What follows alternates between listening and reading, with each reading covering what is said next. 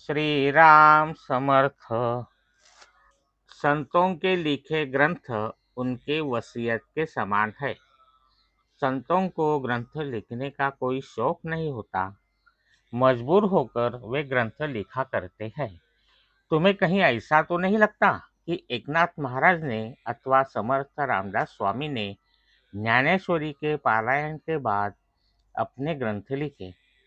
उनका ज्ञान स्वतंत्र होता है और वह साक्षात भगवान से आया होता है। उसमें वैसे पिछले ग्रंथकारों की कुछ बातें तो आएगी ही। संतों के लिखे ग्रंथ उनकी वसीयत के समान होते हैं। जिस बाप को अपने बेटे अच्छा व्यवहार करेंगे ऐसा विश्वास होता है, वह वसीयत क्यों लिखेगा? वैसा विश्वास जिस बाप को नहीं होता, वह मजबूर होकर वसीयत लिखता है। उसी प्रकार संतों ने शौक से या अपनी विद्वत्ता दिखाने के लिए ग्रंथ नहीं लिखे, बल्कि हमारे जैसे मूढ़ जीवों का कल्याण हो, इसकी व्याकुलता थी, इसीलिए लिखे।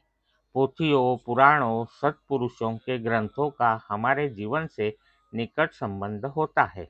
जिस वेदांत का व्यवहार में उपयोग कर सकते हैं, ऐसा वेदांत इन ग्रंथों में होता है।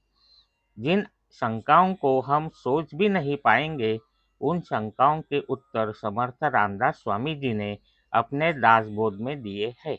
परमार्थ न सुनने वाला दोषी होता है, पर जो सुनता नहीं उसे परमार्थ सुनाने वाला अधिक दोषी है। इस दोष को स्वीकार करके भी संत संसार को परमार्थ समझते हैं, उसका लाभ हम उठाए। ग्रंथ पढ़ते समय यदि परमार्थ प्राप्ति ध्येय होगा, तो उसके लिए ग्रंथ में कौन सा साधन बताया है, इसकी ओर हमारा ध्यान हो। यदि साधन का चुनाव सही हो गया, तो साध्य सधेगा ही। जिस विषय में हमें पारंगत होना है, उसी विषय की पुस्तकें हमें पढ़नी चाहिए। हम उल्टा करते हैं। उदाहरणार्थ, हमारा अध्ययन का विषय होता है गणित और हम पढ़ते हैं उपन्यास, फिर गणित में उत्तीर्ण कैसे होंगे? यदि परमार्थ ही ध्येय हो, तो संतों के ग्रंथ का ही अध्ययन करना चाहिए, उसी का श्रवण मनन करें।